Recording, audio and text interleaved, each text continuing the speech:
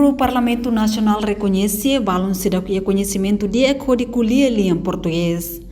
Liga o Lorong 5 Fulang Maio unudar Lorong Mundial Balíngua Português.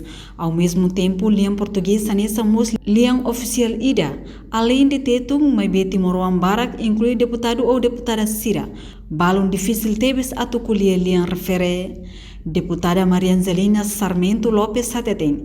Deputado balão difícil tebes atu kulia língua português.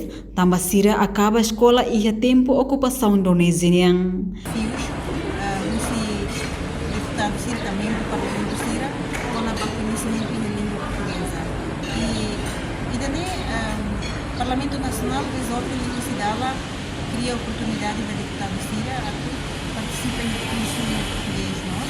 E então tem a maneira e o Parlamento Nacional precisa incentiva a normativa da deputada Sira para aprender cada plenária e finalida e a segundo dia da semana no último dia da semana cada terça-feira, sempre vemos a plenária e a língua portuguesa. E também, nesse meio chega, a comitiva deputada Sira prepara a sua intervenção, fala o debate em língua portuguesa. Então, devemos a tudo que o Parlamento Nacional é órgão legislador, de rola a decisão política que opta a língua portuguesa na língua oficial, e ali o compromisso pode deixá-lo viva taburas de língua portuguesa e a Parlamento Nacional e instituição plenária. Então, temos que aprender desafio para os deputados e a oportunidade de aprender português e a tempo de ocupação, tempo humano.